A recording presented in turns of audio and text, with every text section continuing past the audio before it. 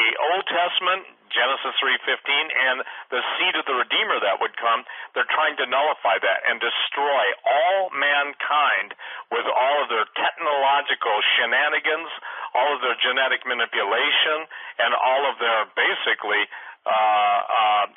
slander against the Christians and slander against the people who believe in the God of the Old Testament. And Tom, Tom's got some of the most fascinating stories to talk about, and actually events, because he's literally been to Mount Graham, where the Vatican has their observatory, and people have heard it's called Lucifer. That's an acronym, but they know exactly what they're looking for. And we just interviewed Tom for the newest episode of True Legends, the series, and the subtitle of that has always been, They Who Control the Past Determine the Future. And Tom, will you share wherever you feel led? May I just, Rick, turn it over to him so he can share with you just the astonishing preparation of planet Earth for an alien savior, just exactly what the book of Daniel talks about. All right, go for it, Tom. Well, I didn't know that was going to happen, but yay. Rick, as you know, because you interviewed me, it's probably been about 3 years ago now when we first went up to Mount Graham on this subject matter, where we had made this prediction that Pope Benedict was going to step down, Benedict the 16th. And, at first, people all around the world were laughing at us. They were saying popes don't step down, they don't resign, they die in office, it's never going to happen. But we had our reasons, and we talked all about that back then, for making the prediction that Pope Benedict would not only step down, we said exactly the year and the month that he would step down. We said it would be in April of 2012. And when that date passed, and the Vatican, Benedict, nobody had made any kind of a formal declaration of his resignation, I thought, well, maybe we missed it, but we sure had a lot of confidence in it. And then, of course, February 28, 2013, the Vatican makes the announcement that Pope Benedict has resigned, and the same day they give an interview. Their El Observatorio Romano, their official media outlet, gives an interview with the New York Times in which they admit that Pope Benedict XVI had actually officially resigned in 2012 when he returned from a trip at the end of March, made it official internally and only to a handful of select members of the Curia, the Roman government, in April 2012. Well, when they made that announcement, I got to tell you, my phone line lit up, people all over the world, including from Rome, wanting to know who our insider at the Vatican was. And Rick, I told him, I said, if I had told them it was the Holy Spirit, that would have really confused them, right? They totally would not have got it. But it was while we were on the radio talking with you, Rick, and many others about this resignation of Benedict that people all over the world started emailing, and when these were talk shows where people could call in and ask questions, they started saying, yeah, but what do you make of the Vatican being out there now, saying so much about aliens? Because you guys might remember that in 2009, 10, 11, 12, the official astronomers and spokespersons for the Vatican, they were out there talking about how they wanted to baptize aliens. And then they ratcheted it up and said not only is it okay to believe in life on other planets, but to not believe in the possibility of life on other planets, that would be the heresy, because that would put limits on God's creative ability. And so you had Jose Funes Jr., who at that time was the head of the Vatican Observatory Research Group. You had Guy Consolmagno, who's now the new head of the Vatican Observatory Research Group. And Guy Consolmagno actually gave me 5 interviews with him via the Internet from Rome when we went up to Mount Graham. So what am I saying? We've been on this quest now for 4 solid years, but it was after we went to Mount Graham in Arizona to try to get an answer, a legitimate answer, for why the Vatican was so heavily invested in the study of deep space. And was there really anything to what Father Malachi Martin had said years earlier on Coast to Coast AM when he said the Vatican's up there because they know there is something that is approaching the earth and it's going to be of the utmost importance in coming years? We really wanted to get behind all of that, but we did not know when we went up there would be a connection to the Nephilim, to the giants, to the subject matter of this interview that we're doing today because we went up there, we were given full access. I don't want to go back and repeat all that information from our interview earlier. I don't know if you have an archive. If people want to go back, maybe they can listen to those interviews we did then. We did see the Lucifer device. We were told everything that we wanted to know. But it was once we came down off of Mount Graham, I was on another, well, I think I was on with Jim Baker or Sid Roth, one of those guys, and I said something. I said the reason that the Apache Indian, in particular, but other indigenous peoples, had joined environmentalists in Arizona in a lawsuit to try to stop the Vatican and NASA and Arizona State University from building that observatory on the top of Mount Graham. The reason they joined them was because they were there ahead of everybody else, and their forefathers and foremothers had lived and died on Mount Graham, and therefore it was something like a graveyard. It was holy ground, and they didn't want people up there with machines disturbing the mountain. I said that on television. Excuse me, I've had a cold for a while. And I was immediately contacted by a member of the Apache Nation. And here's what he wanted me to know. He wanted me to know that while what I had said was okay, good enough, that was not the point. The reason that the Apache had sued the Vatican and NASA to stop them from going up onto the top of that mountain was because Mount Graham is, in their worldview, one of the 4 holiest mountains in all of the world. Now, we've vetted that, and that's not only true for the Apache, it's true for all American indigenous people. Mount Graham is one of the 4 holiest mountains in all the world, and it is because it is what we would call, in our modern lingo, a stargate, a doorway, a portal, a specific geographic location on Earth through which entities have entered into and exited from Earth's three-dimensional reality since the dawn of time. Well, when we learned that, I got to tell you, the conspiracy meter went off the Richter scale in my head about why now that mountain of all mountains became the place that the Vatican was willing to face a federal lawsuit in order to get on top of that mountain. Why not just move to another mountain? And but the other part of the story here is that when Moses was writing the Pentateuch, the very verse that you quoted a moment ago, Rick, Genesis 6:4, there were giants in the earth in those days and also after that. While he was writing that in the Middle East, at the very exact same time, the Anasazi Indians in America were drawing petroglyphs on the walls in the 4 corners of the United States and below the base of Mount Graham that told exactly the same story. Now, story of a portal opening, giants coming through, 6 fingers, 6 toes, cannibalizing the American people, and they begin crying out to the great God of heaven who sends a universal flood. This is all early American history. Sends a universal flood, washes the bones of the giants up under the mounds of the hills.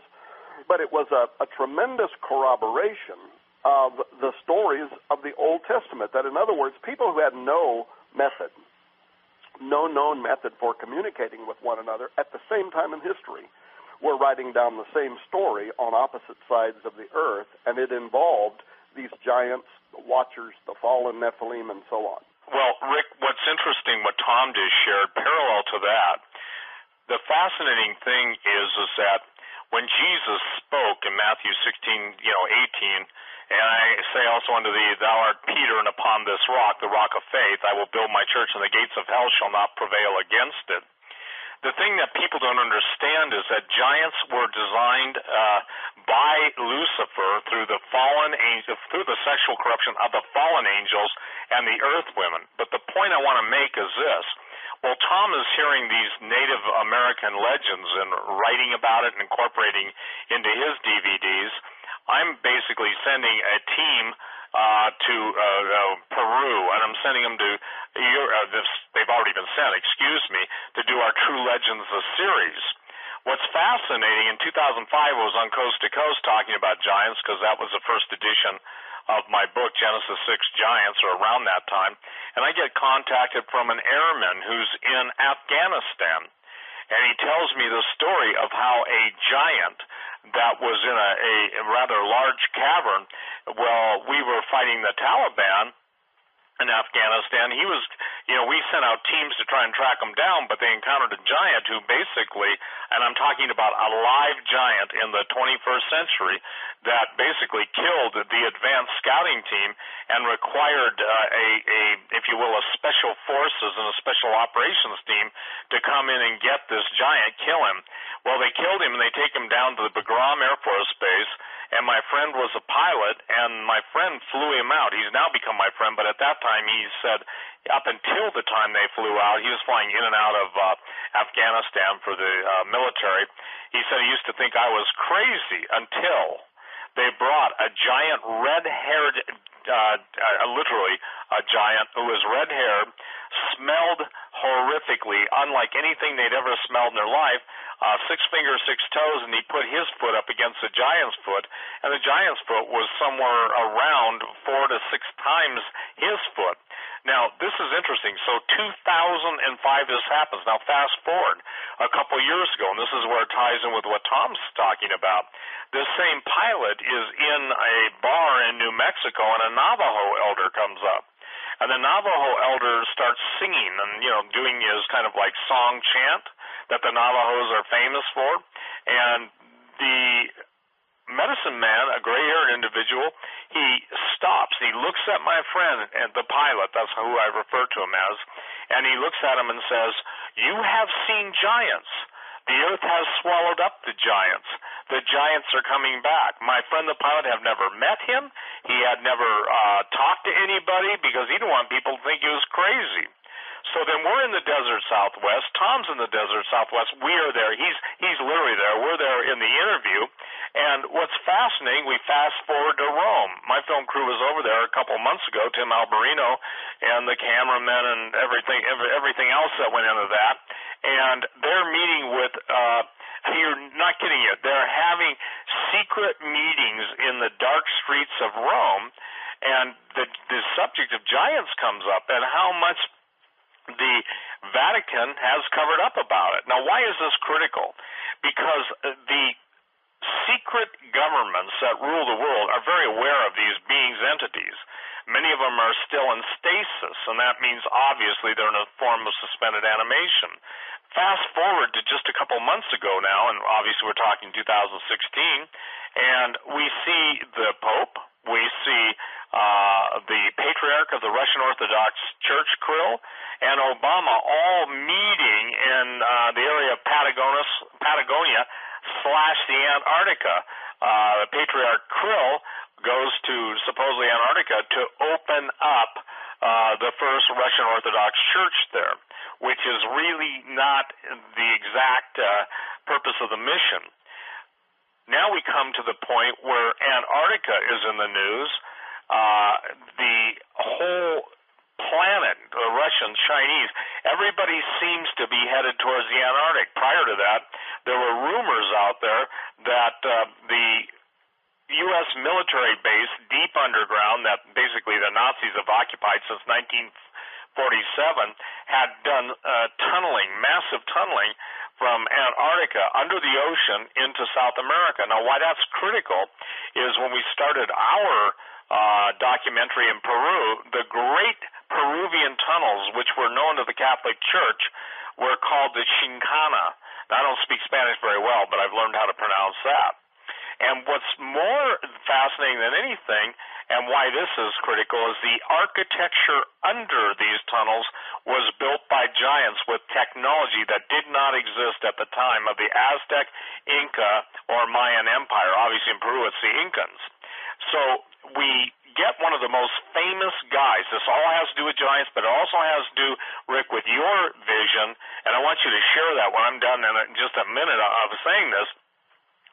We talked to different eyewitnesses in Peru, and now this will blow your mind. As I'm talking about this on the radio, I get a call and an email from a gentleman whose great-great-grandfather was responsible for hiding Hitler, Adolf Hitler, in a Peruvian underground citadel. If people do their homework, obviously read my book, Empire Beneath the Ice, they will find out that Hitler was obsessed with civilizations in the earth, under the earth, and basically the tunneling of them. The Aztec, Incan, and Mayans possessed no metal implements outside of gold, silver, and the precious metals they fashioned into jewelry. So therefore, all three of those empires, and we're talking about a very strange occult phenomenon here, all claimed that they were built by the giants who came from the east, who would also return. And obviously, when Cortez and all the conquistadores showed up, well, they think this is a prophecy being fulfilled. Now, why is this critical? One of the toughest things for people to accept in the Old Testament, and this is a marvelous basic understanding, is when God told the children of Israel when they're going into the land of Canaan to kill every man, woman, and child. I personally, in all the years I've been witnessing, Rick, for 44 years to people, they invariably bring that up to me if they're familiar with the story. And they'll say to me, what kind of a loving God is that? And my answer is simply this: He who created mankind in His image and likeness was not about to allow the perversion or the destruction of His genetic plan for mankind. So now, everything that Tom writes about, I've written about genetic Armageddon, everything out there is to destroy mankind. And so what I find most fascinating is the overlap between Tom and I, our mutual investigations, our mutual film projects. Now, saying that is, we have a secret meeting in Rome. It's set up, okay? And it's set up, what's the chance that my film director gets to go to the Jesuit headquarters under a lot of security and scrutiny, and the gentleman that he's interviewing talks about the Pope having a secret meeting on Mount Graham and meeting with someone who came through the gate. Now, people try and dismiss Tom or me or you. You know this. Our critics look for anything. But we're in the Vatican headquarters interviewing a man who's very much a part of trying to expose what's going on in the plans for the alien deception. And lo and behold, he tells us and sets up a meeting with a very wealthy billionaire in Italy who said, do you know who basically funded Zecharia Sitchin and his works? Now, I've read all of Sitchin's works, okay? I agree with so many of his findings, not his conclusions. But the point is it comes right back to the true history of the world, the biblical history. And a lot of people say this, that this isn't relevant to Christians. Oh, it's the most relevant because Jesus said there's never been a time like it, nor would be again. And except the days be shortened for the elect's sake, there'd be no flesh left alive. Now, Rick, I know you've shared with me before, but I think in tying this together, will you share what the Lord showed you? I don't know if you've ever heard this, Tom, but it's remarkable. Yeah, I will, but I can't let you not answer a couple questions here. Who funded? Okay, yeah, no. I just think it's amazing because I will, but who funded Zecharia Sitchin's work? A very wealthy billionaire under the orders of the Vatican. All right, and then you said that the Pope had a secret meeting at Mount Graham with a person or an entity that came through the gate. Obviously, you're not referring to the parking gate. Well, obviously, I'm not referring to a toll gate, a parking gate, a sheep gate, a goat gate, and I'm not even referring to a water gate. I'm talking about a dimensional portal that Tom calls a stargate. And obviously, the word star in Hebrew and in Greek, messenger. We're talking about the Pope met with, let's just call this, an entity that came through the gate. Well, and by the way, I don't know if I've ever even told you this, Steve, but I negotiated this through Arizona State University so that people know you don't just get in a car and drive to the top of Mount Graham and jump out and say we're here to meet the Pope. Way down off that mountain there are very tall fences, and they are electrified, and they've got big notifications on them in multiple languages talking about all the horrible things they're going to do to you if you try to climb over that fence to get up to the top of that mountain. You absolutely cannot get up there, and there is a constant 24-hour-a-day police presence up there. They will arrest you and take you straight to jail. And even when you get to the top of Mount Graham, the only walkways you can be on have little cables, steel cables, that run alongside them with signs saying, do not step off the trail. You can't even step off the trail and walk into the forest. So they are really guarded about everything that goes on up there. But the day that we went to the top of Mount Graham, halfway up the hill, there's an old campground that had been built during the Roosevelt era when the New Deal, and they were creating jobs for people that were survivors of the Great Depression. And so we stopped there to have lunch. And while we were in there, the guy that works for the Parks Department that attends that facility, he had a little fire going in the fireplace, and we're just having a general conversation. Well, when he found out we were actually going to the top of Mount Graham, we had a guide from ASU that was going to get us there. He got really quiet, and he looked at us and he said, "Are you going up there because the Pope was up there the other day?" And I said, "What are you talking about?" He said, "Well, when they brought him in by helicopter." And we didn't know anything about what he was even talking about, and so then he just let it go. And we didn't make nothing about it. We didn't include it in our book, Ex Vaticana. We didn't say a thing about it. But you didn't know that, Steve, that this guy that works for the State Parks Department, he had asked us that very question in actually very early 2012 when we were finishing our research. That the Pope had been up there on the top of the mountain. Now, that's something later on, by the way, that it was either the Phoenix Gazette or the Arizona Republic, one of those had a little short article in which they referred to the Pope being up there. Something you said a moment ago, I'd love to just add one thing to before Rick tells us his story, if I can. Please. You said that, people question this whole idea about why would you be talking about the giants and the watchers that came down in the ancient days. Look, I will go out on a limb here and tell you that I do not believe that you can understand the Old Testament, period. You cannot understand the Old Testament if you don't understand the story of the watchers coming down. You go to Psalms 82, and here's God standing among what it calls among the council of the gods. Read that in the King James Version. You don't even understand what's going on. When he divided the nations, he put lesser divine beings, angels, watchers, over the 70 nations of the earth, who then later became rebellious. They wanted to be worshipped. What happened with the story of the watchers when they came down is, people say they wanted to cut off the birth line of the Messiah. I think that's partly maybe true, but that's just such a small part. What they literally wanted to do, if you understand the story, is they wanted to take dominion over the earth away from God, and through the introduction of a different kind of human-like mutation, a human-like species. That's literally the full story. If you understand the complete story, you understand this was a full-on affront against God. And in the Hebrew, there is a term called harim, which refers to all of the offspring of the watchers, the Nephilim, the Anakim, the Samsunim. And this word harim means those who are dedicated to destruction. Think of them as literally the first ISIS of the early world, who were dedicated to wiping out anything that wasn't part of them. And if you understand what's going on there, then you understand why God tells Moses and Joshua and all of his other champions that they are to be in perpetual war against those who are dedicated to harim. This is the reason why when they go into Canaan, they go into the Promised Land, Joshua comes down off the mountain, comes back up onto the mountain, he says, "We are more than able to take it." You quoted a scripture a moment ago, Rick, that says, "We were as grasshoppers in the eyes of our enemy, and so we were in their eyes." That was the evil report. But Joshua and Caleb said, "Let's go up at once and take it because we're more than able."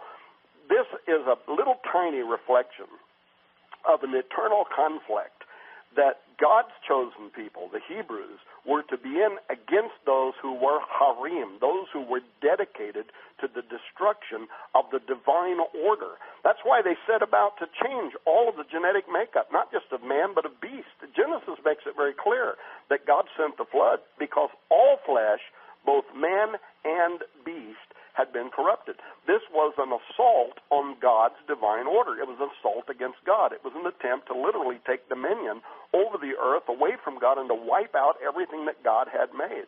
Now, once you understand what was going on, then when you read the Old Testament and you read those passages where these people are, where Saul sins against God because he refuses to wipe out entire populations of people, you understand. It's not because he's this genocidal, jealous maniac.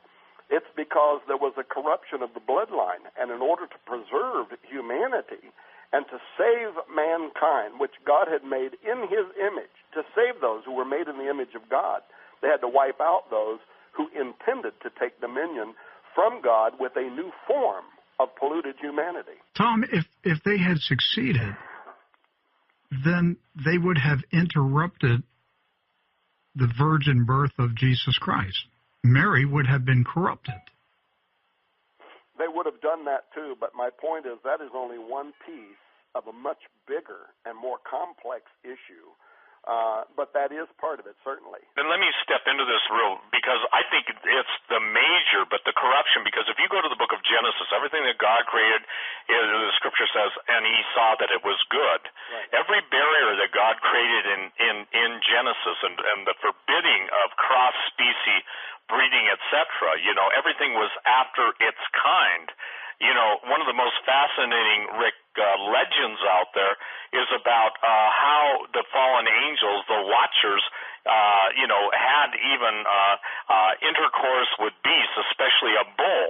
Now, it's fascinating that that's one of the first acts of bestiality that I've been able to find in, 40-some years of research. But what's even more important than that is now we've got the temples of Moloch coming into the United States, and we've got the, if you will, the golden calf that Aaron formulated when Moses was on the mountain. We've got the golden bull of Wall Street, and somebody said, well, that's a lot of bull.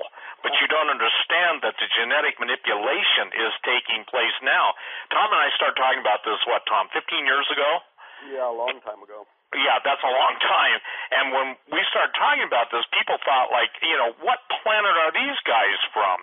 And we're saying, no, we're trying to tell you what planet those who came to destroy humanity. So I believe that the single most, and again, we can maybe have our take on it, but the point is that the promised seed in Genesis 3:15, because there's two instances of the word Nephilim, okay? And you read them both in Genesis 6:4 and also in Numbers 13:33. Now notice the 13:33 is interesting. Once before the flood and after the flood, because people say, well, where are the giants? Prior to the flood of Noah, they were big. I mean, really big. There were the Cyclopeans that were sometimes 90 and 100 feet tall. The Colossus of Rhodes. And what most people don't understand, 3 of the emperors of Rome were 9 feet. Maximinius is one of them. They can go on my website, Genesis6Giants.com, and look at the illustrations. They can even look it up on Wikipedia. But saying all that, the point that we're trying to make to everyone is now, Jesus said, it was just as in the days of Noah. We're outside of, 8 human beings, and when perfect generations means out of all the population of the planet, they can fight over how many people are alive at that time, but that's all who are genetically not tampered with. When people have dreams and visions and encounters with what I wrote the book Little Creatures about, every single thing on the earth was corrupted. It doesn't matter if there's 800,000 species of insects, I'm just making this up, by the way, or 2 million, 2 billion, doesn't matter. Everything was corrupted. And now what we've got is we've got the substitutionary plan to basically reanimate the seed of the Nephilim. And let me make a distinction here, Rick. I think you were calling them the Harim. The 33 times in the Old Testament, the valley of the Rapha or the Rephaim, R-E-P-H-A-I-M, that word Rephaim is always applied to the progeny, the giants, or the Gibborim, and all of the names that end up in I-M were either the descendants of the giants or the actual giants themselves, in this case the Gibborim.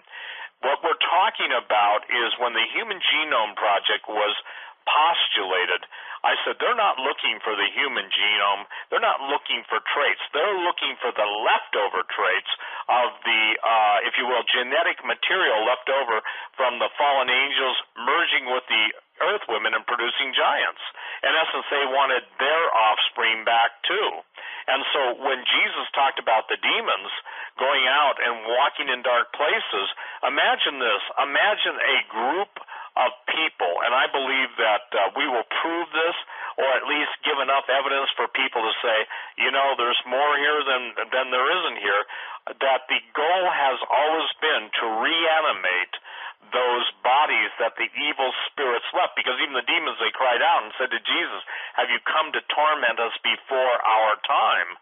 So when they were sent into the abyss, some of the most dark and ritualistic endeavors have been into the Mariana Trench to loosen and to release many of these entities that were bound up. So when you see the word the dead, you need to go to a concordance, because the dead, literally means the Rapha or the Rephaim. Shall the dead rise to praise thee? Now fast forward right now into our time.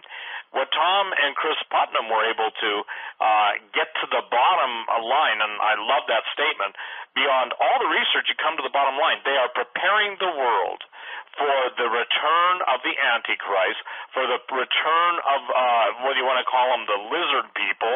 And when Tom was explained the Vatican's description of who's coming back to claim authority over the world. Remember, Jesus said the whole world lies in the evil one. I mean, Jesus couldn't have been tempted, because Jesus didn't say, you're a liar, devil. He rebuked the devil based on the Word of God. So we're right now fast-forwarded into the most precipitous and perilous times and dangerous times, because imagine the appetite. I think I've proven beyond a shadow of a doubt, outside of children's derivations, that with maybe two exceptions that I can find, all of the giants turned to cannibalism. And what's fascinating is when the Pope, when all the, Quayle, Patriarch of the Russian Orthodox Church, and Obama and others are in Patagonia, they're in the land of what's called the big-footed giants. That's what Patagonia means, big feet. So I think that it's critical that people understand this isn't nonsense. This isn't heresy. And I stand with Tom Horn's statement. You cannot understand the Old Testament leading into the New. Jesus said, lo, I come in the volume of the books that is written of me to do thy will, unless you understand the nature of conflict. And that, Rick, is what I'm going to be doing with you on Praiser, and I talk about it with Tom when I'm on Skywatch. God's people have got to understand spiritual warfare goes beyond a migraine headache or an errant brother. We're fighting against things that have been largely invisible that are now becoming visible. The biggest scientific experiment in the history of mankind, CERN and the sub-versions of CERN, isn't it fascinating that the number one theme of that is obviously Shiva, the destroyer of worlds and cosmic recreation. Let me make it clear. You couldn't have a better poster fallen angel, and I believe there's definitely a demon is a disembodied spirit. A fallen angel is that which followed Lucifer out of heaven, and I believe they control the world behind the scenes. That's the only way you can see such relevant evil. But the idea is this, that the biggest money in the world is pouring into CERN. Isn't it fascinating? The God particle, that's what, it's named, the Higgs boson, obviously. But even today, I got an email from somebody talking about blowing up the trace patterns of all of the particle photographs or digital images and seeing all the faces there. And Rick, I was contacted a couple of years ago, I think, and through a third party. They said these scientists at CERN listen to you. They would be scared to contact you. And that's when they started seeing entities at the end of the chamber. And I think that people have got to understand CERN. God said to us, one of the most important gifts of the Holy Spirit is discernment. And I find it fascinating. It's not a play on words. It's an incorporation. And even though CERN is the acronym for, the group behind it, they are literally trying to define the God particle. I believe they're trying to build a weapon that they believe that they can make war against God. Because what Tom's talking about, just as in the beginning, they are coming to make a greater war.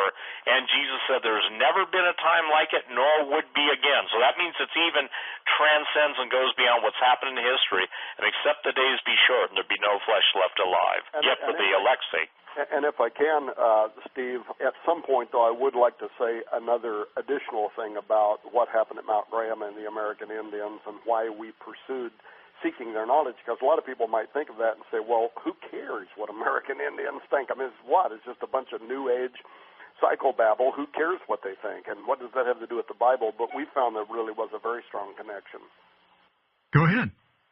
Well, just only that when we came off the mountain and we learned from the Apache that they have this, their oldest history involves a story that sounds like it was taken out of the Old Testament. The great God created everything good on the earth, then a portal opened, a fallen reptilian deceiver, and when you see their ancient petroglyphs, which were written at the same time as the Old Testament was written, they show a reptilian with a halo around his head coming through a doorway in the four corners. He teaches the American Indians to practice witchcraft. And by the way, I went to the Four Corners, met with one of the academics from the Navajo Nation, Dr. Don Mose. He's a third-generation medicine man and an academic, very sympathetic to Christians. However, he's got a lot of Christian friends. I actually got my meeting set up with him through an American missionary to the American Indians.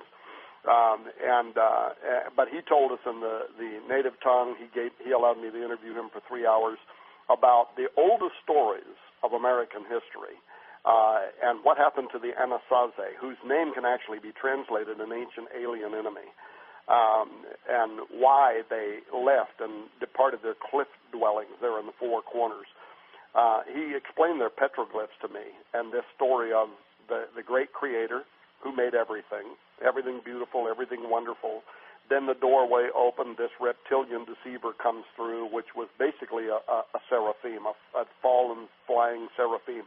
If you read the Dead Sea Scrolls, by the way, it describes the leader of the Watchers who came down and created these giants that we're talking about today. And it actually names him Makarisha, but it describes him as being very reptilian, very dark in appearance, with snake-like appearance, a very scary to look upon.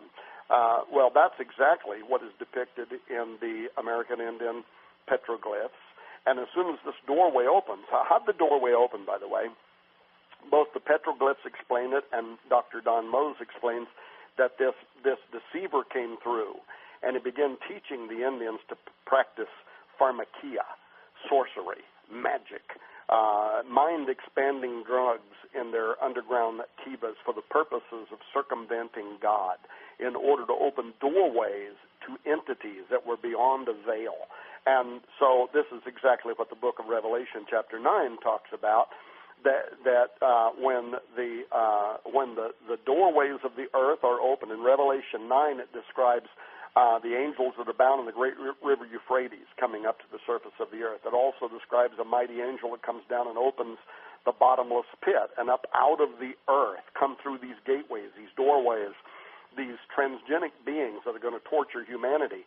But those who are seeking them, it says at the end of Revelation 9, and yet they repented not of their sorcery, their pharmakia, their efforts to open a doorway into the underworld. Well, Dr. Mose, the petroglyphs all explain that that's what the American Indians were doing. They were trying to open doorways to the underworld, and when those doorways opened, giants literally erupted up from out of the underworld to the surface of the earth. As Steve said a moment ago, they became cannibalistic.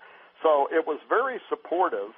But again, besides being corroborative of the Old Testament story, the thing that was in my mind and Chris Putnam's mind when we were writing Exo Vaticana, that book that came out based on that visit to Mount Graham, the thing that was in our mind was, are we going to take heat from the Christian community? Are they going to be saying, well, why do you bother, trying to interpret or translate anything based on what some, American Indians might say, for crying out loud? And so the first thing we wanted to do was verify whether or not there was any biblical precedent for this idea that there are strategic locations on the earth, which is what they were telling us Mount Graham is, a doorway. Is that a biblical idea? And once we started looking into the Scripture, we realized that from the Old Testament to the New, you cannot escape this idea, whether it was Genesis 28, Jacob's ladder, a very strategic location where he sees a spiral vortex, or the King James Version calls it a stairway, others call it a spiral stairway, but this area where these angels are ascending and descending to the earth. Genesis 10:8, Cush begets Nimrod. Nimrod began to be a Gibborim, and then immediately he goes to Genesis chapter 11 to the plains of Shinar, a very specific location where he's going to build a tower whose top will do what? Reach into Shamayim, the dwelling place of God.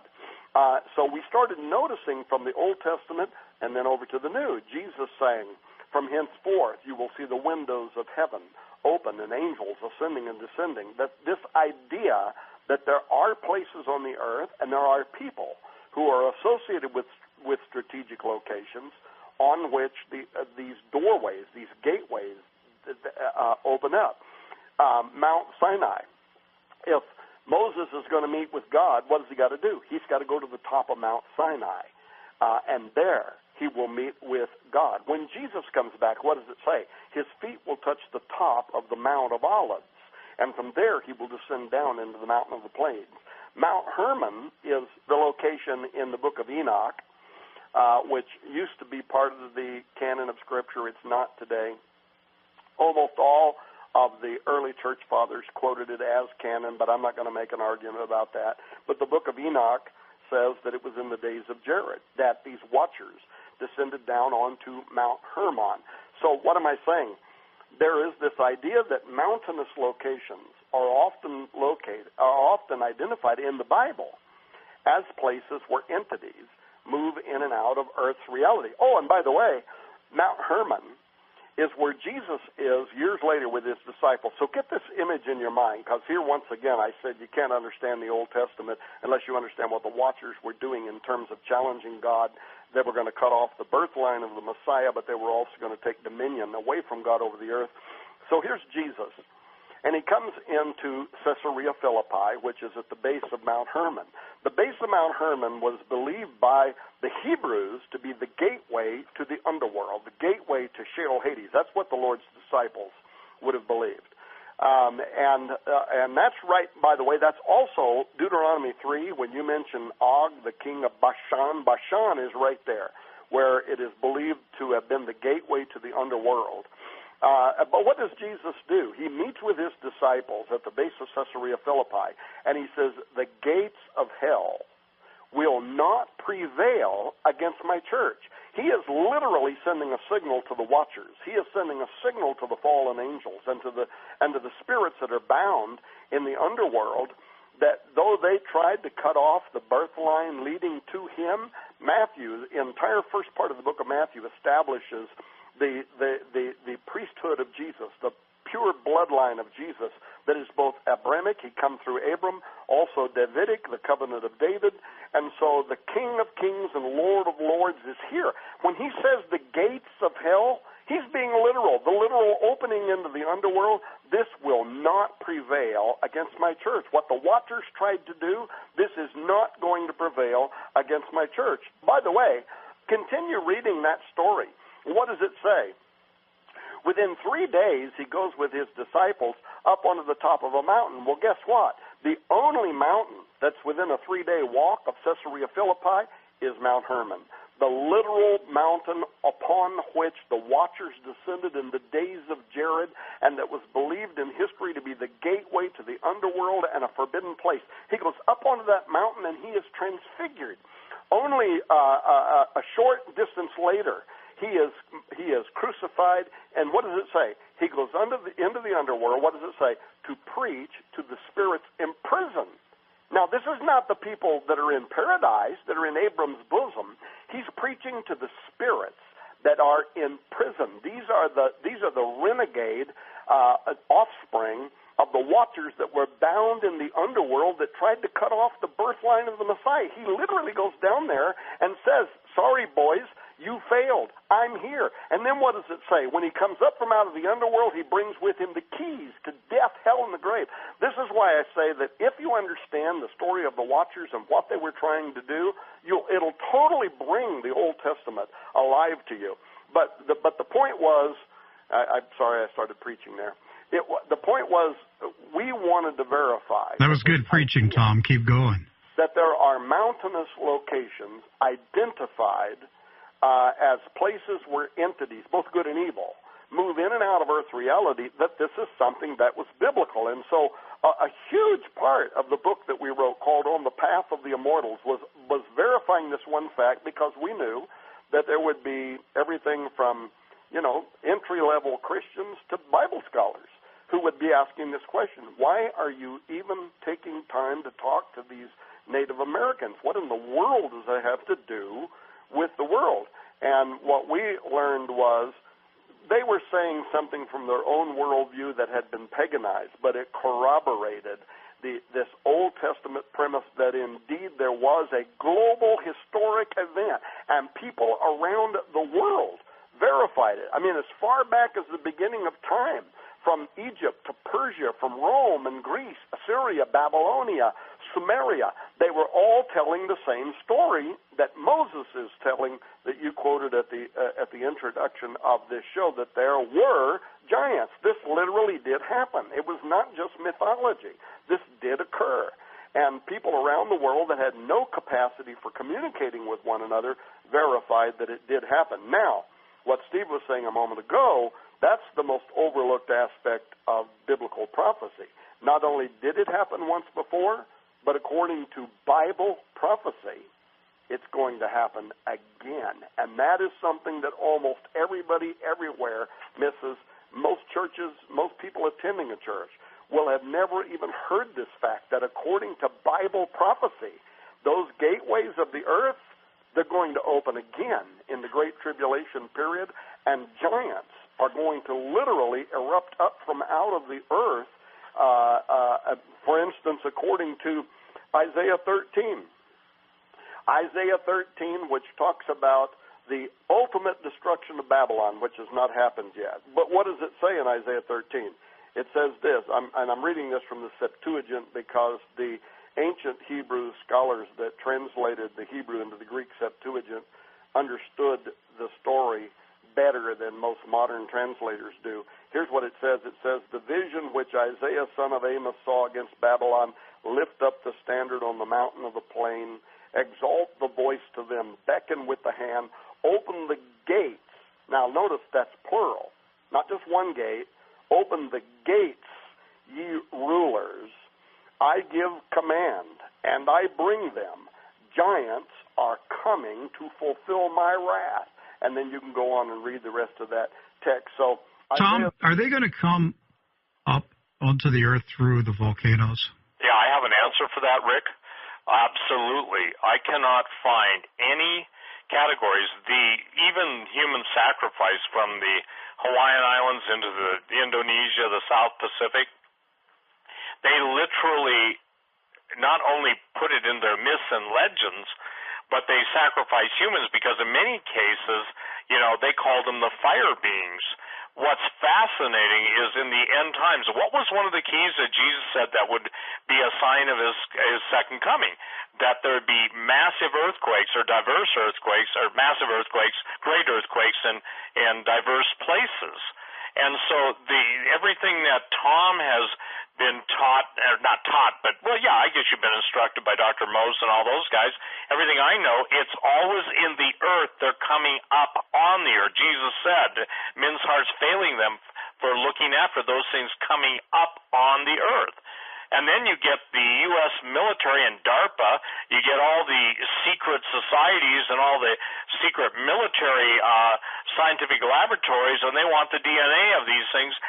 Rick, if they're talking about woolly mammoths and bringing them back, or saber-toothed tigers or dinosaurs, what do you think they will do with this? And for the record, most of the giants that I have talked to, even the guys that, like the pilot, famous doctor in Russia, when they talk about seeing the giants, they say one thing that stands out above everything else: they're remarkably preserved, and because they're of a heavenly, if you will, half heavenly being, that even their brains emit. Now, understand, these things are in stasis; they're not awakened yet. But even their brains emit such a powerful, if you will, emanation, there's a good word, that a normal human can't even be within a specific vicinity. Now, when you hear that happened in Nepal, and by the way, Nepal means the mountain of the gods, and some people believe it's the translation from Naphal, Naphal, which is a Hebrew word, and which is the root of Nephilim. Then go to Bhutan, which is in the same part of the Himalayas, a separate little kingdom, and that's called the Garden of the Gods. And so what's fascinating, Dr. Ernst Moldeshev, the most famous optical surgeon in the world, goes to Bhutan, goes to the Himalayas, and they take him into a cave, and he sees a giant in stasis, in suspended animation. The Buddhist monks tell him, you cannot go beyond this line. Well, Moldeshev's a scientist, and he figured, well, there's got to be something more to this. And he said, as he even approached the line, he felt like his brain and his entire head was going to explode. Then I talked to a general who was in the White Mountains of Arizona, and talks about, and also Dulce, New Mexico, and talked about a group of scientists that didn't take the warning seriously, and they call it a red line. It goes from yellow, orange to red, and you cannot go beyond that line. Now, they must have some way of offsetting those brain emanations, but basically he said, imagine, it was pretty disgusting, but he said, imagine a bunch of pimples popping simultaneously, and that's what happened to the scientists. In other words, they were all obliterated because they didn't believe it. So whether the giant, there, I believe, was alive, and we're talking about things that are coming upon the earth. Now is a great time for you to talk about your thing, because when you and I first met, Rick, you kind of shared that as an aside. I don't know that Tom's ever heard it, but it's critical. You've got three guys, Tom Horn, Steve Quayle, Rick Wiles on True News, and Rick had this, how many years ago did God show you your giant thing? Oh, this is before I was saved, so I was about 24 years old and radically unsaved. And, I didn't have any, I had never read the Bible. The only time I had ever been in church was with my grandparents as a child. At the time that this happened to me, I was about 24 years old, and just hard drinking party guy, and had no religious inclinations at all. Although my wife Susan had started going to church and had succeeded in dragging me to church with her and forcing me to listen to preaching every Sunday. So anyhow, I was resisting all this stuff to the best of my ability, and I think this would have been sometime in early 1978. So I was asleep a Saturday night, Sunday morning, and I had this powerful, vivid dream. And as I tell it, I can relive it. I can see every frame like a movie. I can still see it today. I was in an underground city. It wasn't a cave. This was an underground city. It was clearly a man-made tunnel.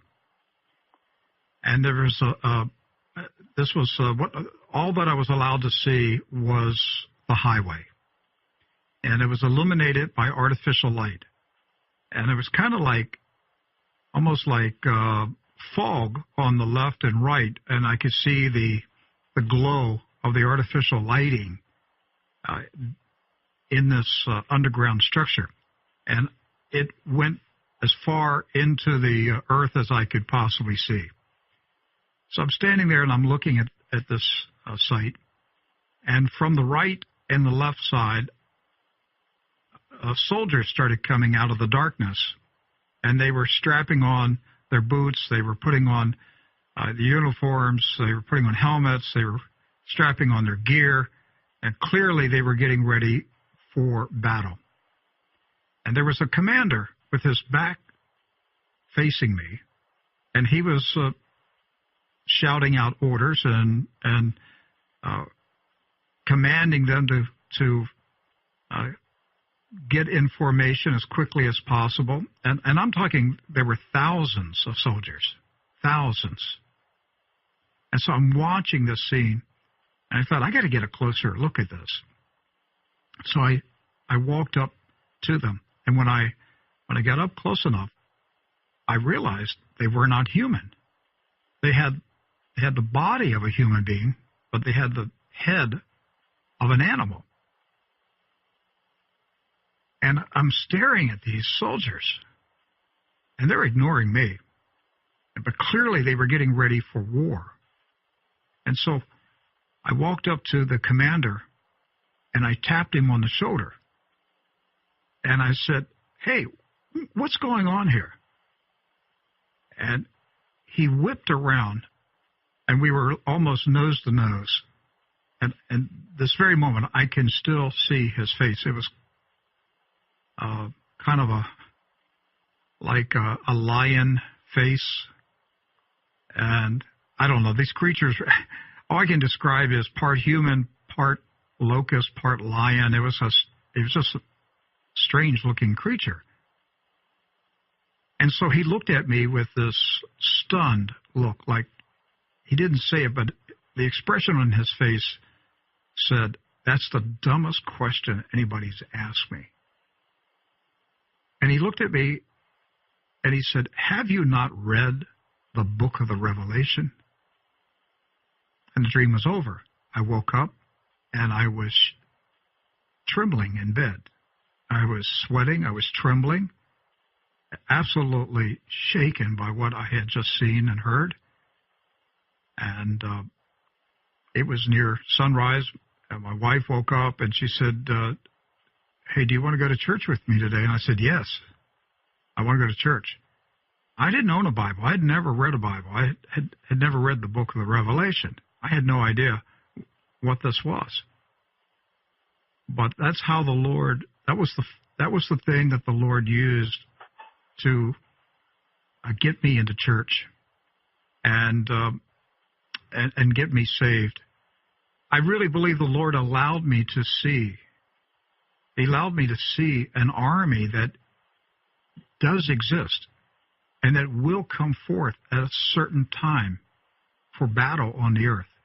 Well, what's interesting is I quoted earlier Isaiah 13. I only quoted verse 1 and 2, where the giants are coming up out of the earth. But read that all the way through. Read all of Isaiah 13 through verse 22, where when he ends that quote about the giants coming up out of the bowels of the earth, he also says monsters are going to be there, devils are going to be there, and then he mentions satyrs. Now we're talking about entities that are part human, part animal, transgenic entities that are literally going to come up out of the surface of the earth. Of course, Revelation chapter 9, if you read that, when the mighty angel comes down with a key to the bottomless pit, he opens a gate to the earth.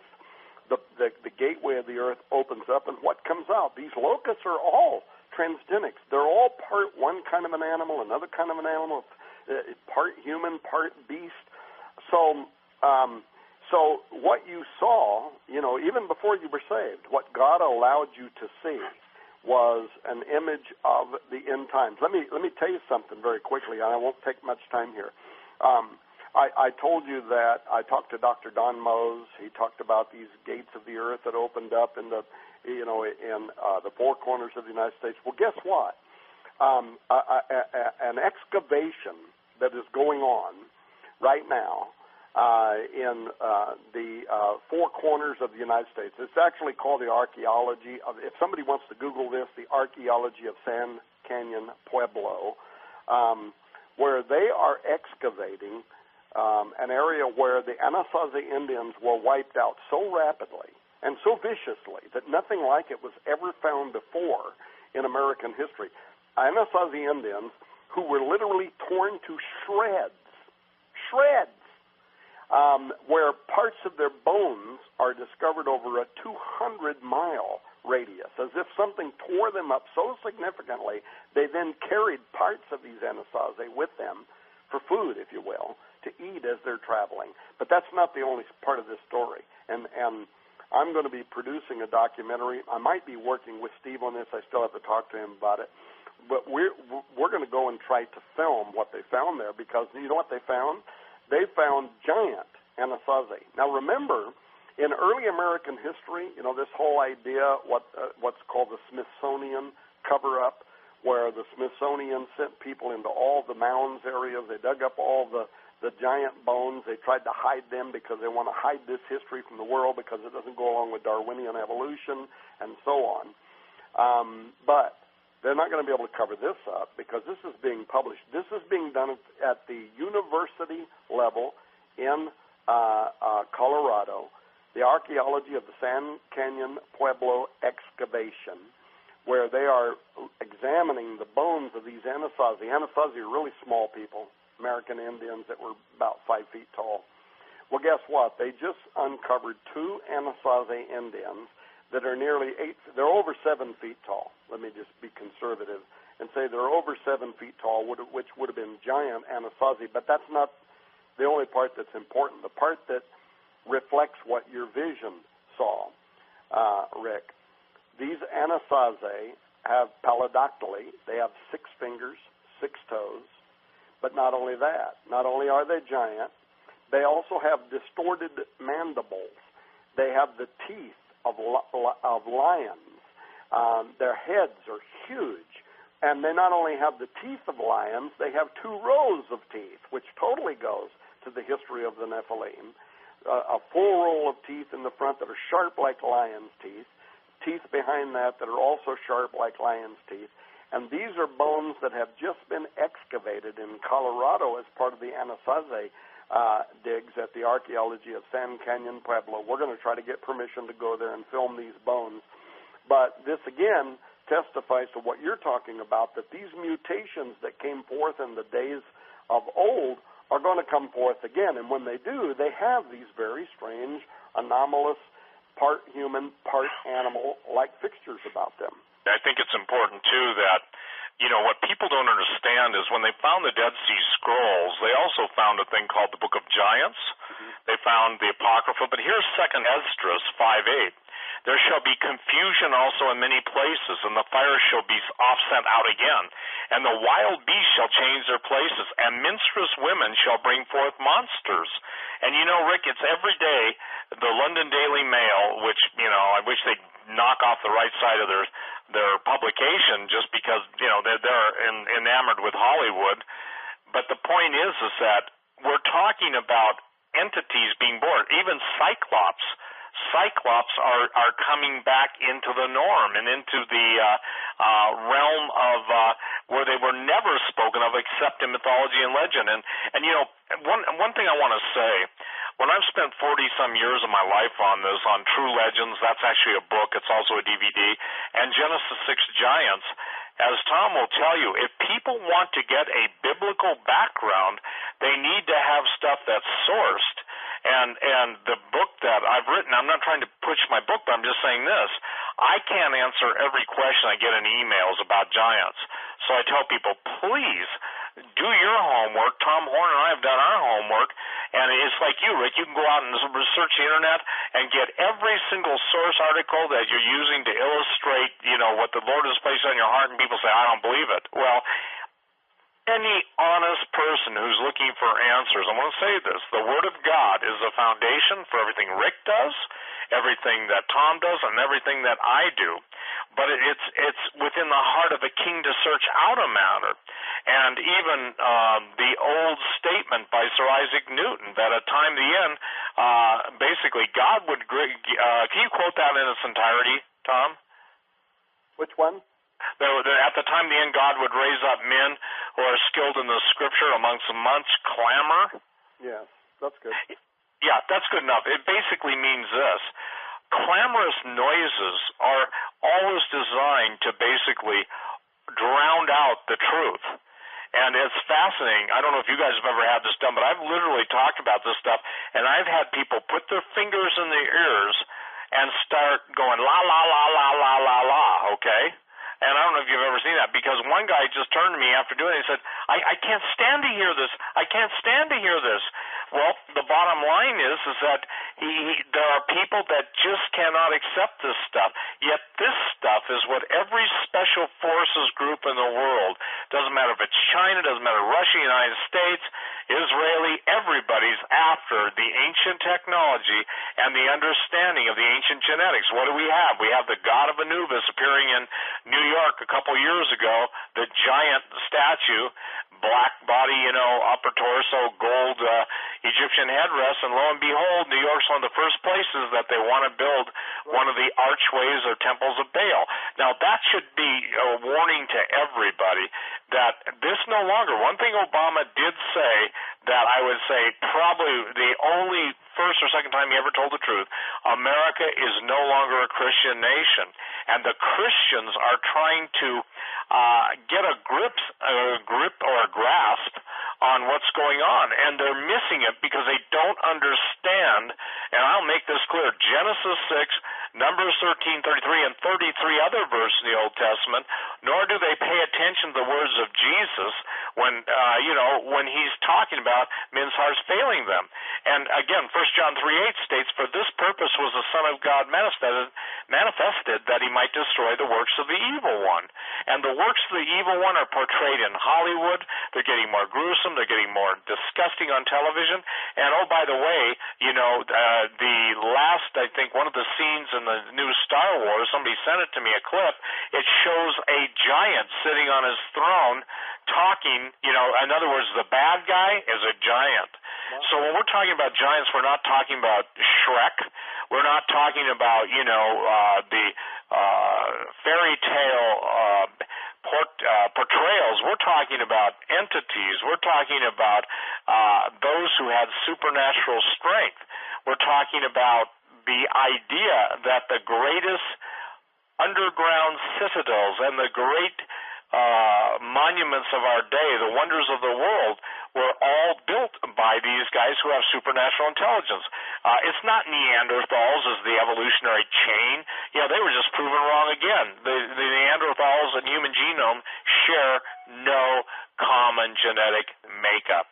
Well, and bottom line is, what Steve is talking about is biblical. This is the point that I want to keep trying to make, is that anybody who would listen to what we're talking about right now that might want to challenge this biblically simply does not understand the Old Testament or New Testament revelation. First of all, number one, the earth is a holding tank.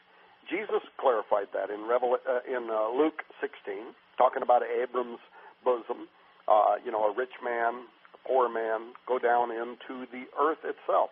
Jesus said, by the way, he tells his disciples about the story of Jonah, and he says, as Jonah was in the belly of the earth for 3 days and 3 nights, so shall also be the Son of Man. But read the story of Jonah. What does it say in Jonah chapter 2? Jonah swallowed by a great fish. Some people think that was a grouper, not a whale, just a giant fish. But he goes down, and what does it say? He goes down into the bottom of the sea. Read that in the Hebrew. It's so extraordinary because it explains there how he goes to a city, to an area. A city is what the King James says, but an area called Baravak. And the term Baravak means a city of gates. And he goes through a gate. Now, I could talk about this so much. As above, so below. The surface of the sea is meant to reflect what is above, so is below. You can find this in Washington, D.C. with the mirror-reflecting pools. If the average Christian out there doesn't even know what I'm alluding to, believe me, the occultist definitely does. What is above is also below. So below the sea, he goes down into Baravak, and he goes through these gates, a city of gates. That's what it means. And where does he go? He winds up in Sheol, Hades. Well, Jesus says, as Jonah was in the belly of the earth 3 days, 3 nights, so shall also be the Son of Man. He goes down into Sheol, Hades, and as I said earlier, he preaches to the spirits that are in prison, and he comes up from out of the underworld. And it isn't just the story of Jonah. It isn't just Luke 16, Revelation 9, angels bound beneath the surface of the earth in Euphrates. Job 26:5 describes the Rapha, which Steve was referring to earlier, the dead offspring of the giants. It describes them down there, by the way, squirming beneath the surface of the earth in full battle dress, awaiting the moment that Isaiah 13 moment is going to happen. 2 Peter's 2:6, Jude 6, quoting the book of Enoch, the woman of Endor in 1 Samuel 28. So these are all references that describe for us how dynamic the earth itself is, and that there are gateways of the earth, and under extraordinary circumstances, things can come up from out of the earth. Now, the other thing that we kind of went past very quickly. We started this program, Rick, and you quoted from Deuteronomy 3 talking about Og, the king of Bashan. There's stuff here that the average Christian has never heard in their life that is so extraordinary that without knowing it, you can't even appreciate the conversation we're having right now. Why am I saying that? The bed. This is what Deuteronomy says, is not the bed still viewed as. That bed is measured in cubits. Now, cubits have a couple of different ways of measuring them in terms of our own understanding of inches. The really conservative translation of the measurements of the bed of Og would make it 13 feet long and I think 5 or 6 feet wide. I can't quite remember. The other way of looking at cubits, help me here, Steve, I think maybe 18 feet tall. But very tall, no matter what, 13 to 18 feet tall, no matter how you translate a cubit. Now, but why am I bringing this up? Because an identical bed was found when, what's his name, there in Iraq, the guy we captured, Saddam Hussein, when he was excavating all of the area around the Tower of Babel and was going to make himself the new Nebuchadnezzar and all of his plans, there was a bed that was excavated. And it is exactly the same measurement down to the millimeter of the bed that is described with King Og. Now, why is this important? Because additional information was ascertained, and the people that excavated that bed say that bed was used for ritual sexual magic. For the purposes of what? For the purposes of bringing up the Rapha out of the underworld and incarnating them in bodies of flesh. Now, this is deep, very deep, occultic magic that is only still practiced today by above 33-degree Freemasons in Washington, D.C. and places like that for the purposes of trying to bring up the spirit of Osiris from the underworld. But this bed that was found at the Tower of Babel, the magic that went on there is actually verified by God himself in the book of Ezekiel, chapter 13. And here's what it says there. Ezekiel 13. Now, by the way, I'm going over this very quickly. I've studied this at the academic level. And if you don't want to take my word for it, because we won't have time in a program like this to go into all the bits and pieces of this, but at the academic level, here's what's being described. Ezekiel 13 says this, and I'm just going to read it in the King James because that's what most people read. Thus saith the Lord God, woe to the women that sew pillows. Now, this term, sew pillows, is, and Steve and I have done whole shows on this in the past, but this is the Hebrew term kasetat, which means magic bands. Now, these were magic bands, brass bands, that were wrapped around the heads and also the wrists of the giants. These have been found in the past, by the way, on giants that have been excavated, even some of the ones with the red hair that were found here in the United States. They had these magic brass bands. But God is talking about it here in the book of Revelation, in the book of Ezekiel. Look what he says. Thus saith the Lord God, woe to the women that make these kasetat, these magic bands, that are connected to magic beds, and that make kerchiefs upon the head of every statue. Now again, this is talking about magic devices for giants, the headbands, if you will. But look what he says, to hunt souls. Will ye hunt the souls of my people, and will ye save the souls of alive that come unto you? Will you, look what it says, slay the souls that should not die, and save the souls alive that should not live? Wherefore thus saith the Lord God, behold, I am against your kaseta, your magic bands, connected to magic beds, wherewith you hunt souls of giants to possess men, to make them fly.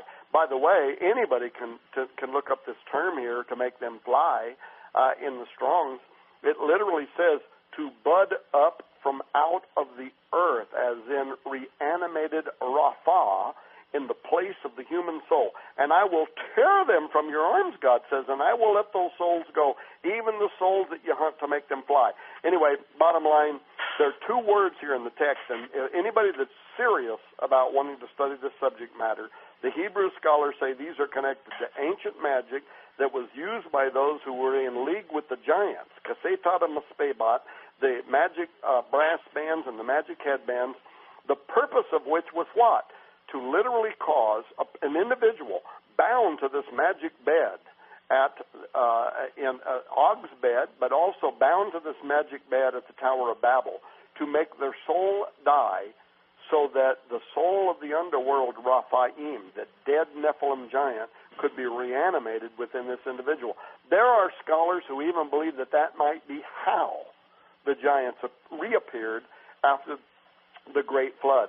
But what am I saying? I'm saying that there's a whole lot more I could say, but that there was deep occultism involved for the purposes of bringing up from out of the underworld the reanimation of these dead Nephilim giants. And so whether it's Steve Quayle talking about the return of the giants, whether it is Rick Wiles talking about his vision, whether it's Tom Horn saying this is the most overlooked aspect of end times biblical prophecy, there are absolutely portions in Scripture that the average church individual is not hearing one word about and probably never will, that has to do with probably the most momentous time that is in the very near future, in which the gates of the earth are going to open and reanimated Nephilim are going to return and play a role in end times biblical prophecy.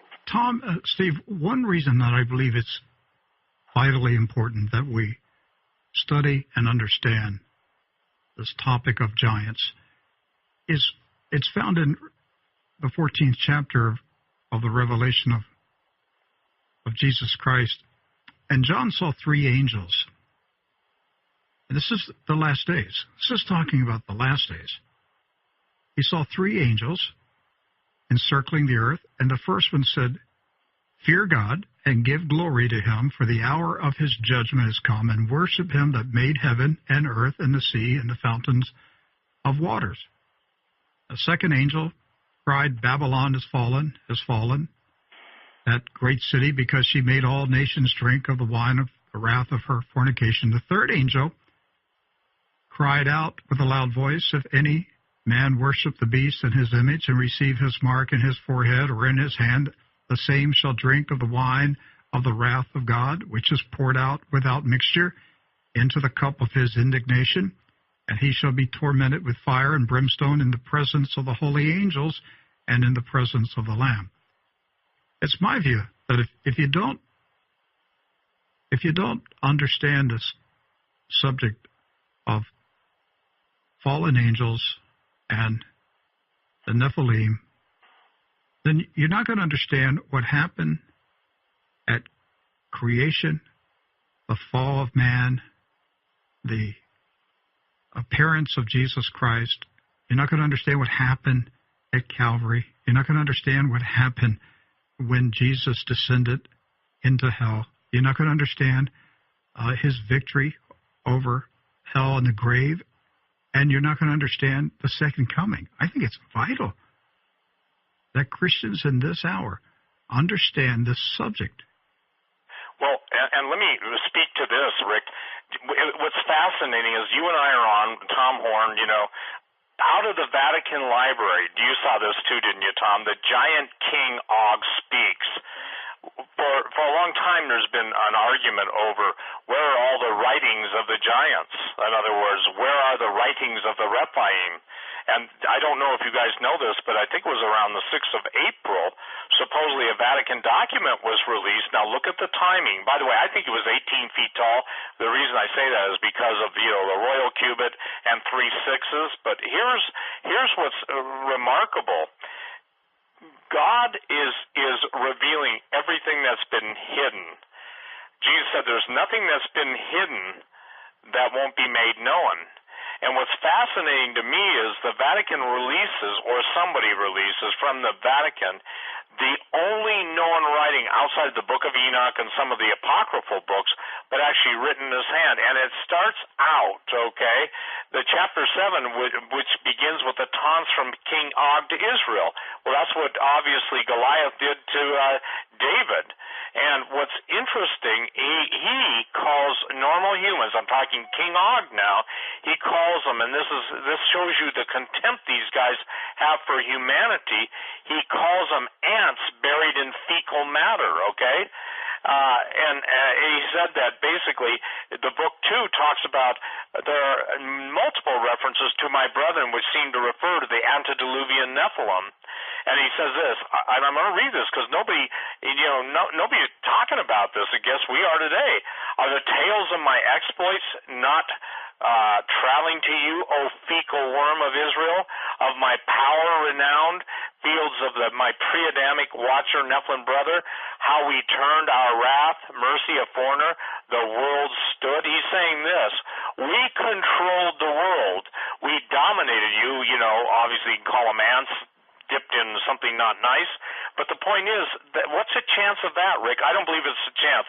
I believe as CERN, and I want to get back to CERN, as CERN kicks into full power, the corollary in the world of physics, in the heavens, and the earth, and under the earth, all these revelations are coming to a focal point or nexus. So the giant King Og speaks, and notice, Tom, it was either stolen or released from the Vatican Library. Oh, by the way, Steve, I want to set the record straight here. According to Newser.com, this is their headline, CERN officially distances itself from Satan.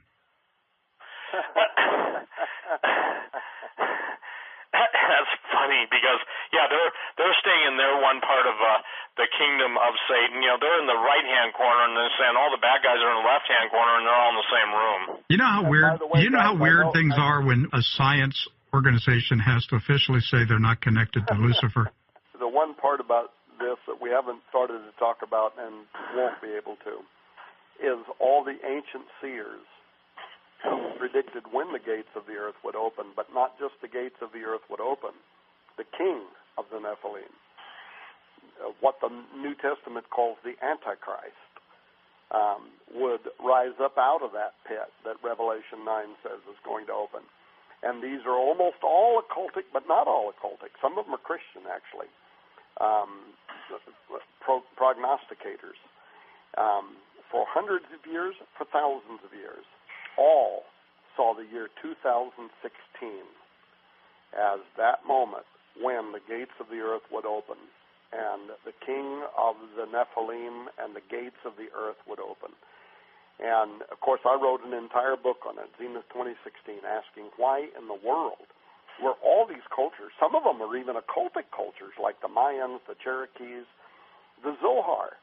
Why were they all looking forward to this moment in time saying 2016, that'll be the year the gate will open? Do you think it's connected to CERN?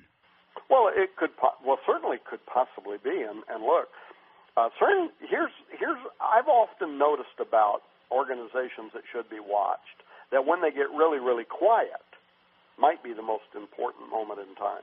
Because remember, before they discovered the so-called Higgs boson that Steve mentioned earlier, they got really quiet for like 2 or 3 months. Why? Well, because it's in peer review. It's a moment where they think they might have found something. They've submitted it to scientists, and now it's in review. And they're trying to determine, can we go public? Can we say something?